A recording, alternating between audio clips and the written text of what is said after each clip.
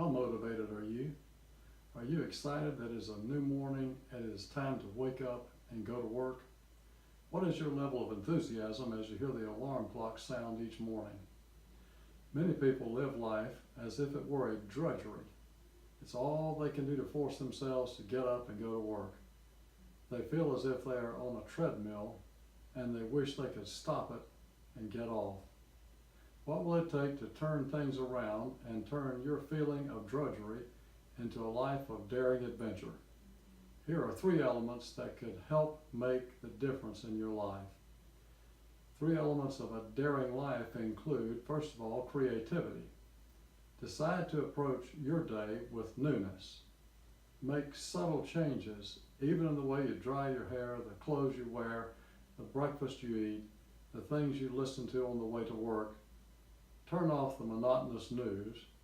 Take the next step and decide to get out of the box and do some remarkable things for a change. Remember Simon Peter, who stepped out of the boat, and his creativity and vision for what he could be led into new victories. The Bible teaches in Proverbs 29:18, where there is no vision, the people perish, but he that keepeth the law, happy is he. Creative people will see and understand what God is doing and wants to do through their lives.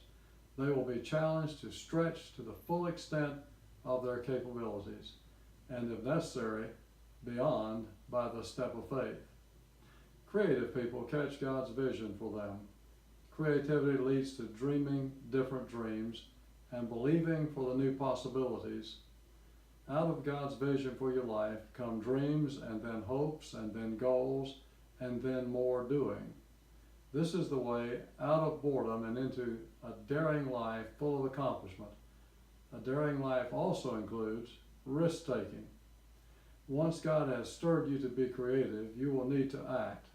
No one ever conquered a mountain without taking the first step. You have to be willing to try something that you've never tried before, in a way you've never tried it before. You have to love learning new things and trying new things. You have to discover what will and what will not work and do what is successful for you. Nothing you do that is worthwhile, if done without the risks involved, will ever accomplish anything. You can reduce your fear of risk by applying the faith factor. In fact, the Bible is explicit. Hebrews 11:6 says, without faith, it is impossible to please God, because anyone who comes to him must believe that he exists and that he rewards those who earnestly seek him. Now that is a risk you can live with.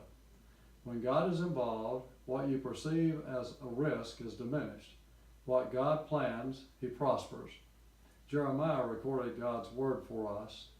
For I know the plans I have for you, declares the Lord, plans to prosper you and not to harm you, plans to give you hope and a future. What is God planning for you that will require you to take the safe risk and accomplish it? Get out of the box, get off the fence, on the side of success today. Live the emboldened life in the power of our living God. And then third, bounce back. When you are discouraged and feel defeated, bounce back. There are no 100% winners who have never made a mistake, never suffered a loss, never taken a wrong turn. Everyone suffers losses. The question is not have you, but when did you, or when will you? The thing that really matters is how you respond when you face one of those jolting experiences in life. I like the thought that if everything you do works, you're not trying hard enough. If you are chafing from a defeat or loss, it is time to get up, dust yourself off, and get back into the game. The most perseverant are the most prosperous in the world.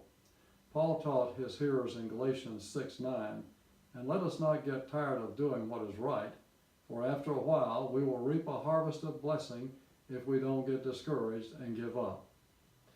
There is no reason to give up when you know you are in the upward calling of God for your life. Snap out of the spirit of drudgery and into a state of daring response to a powerful call from God to be your best today.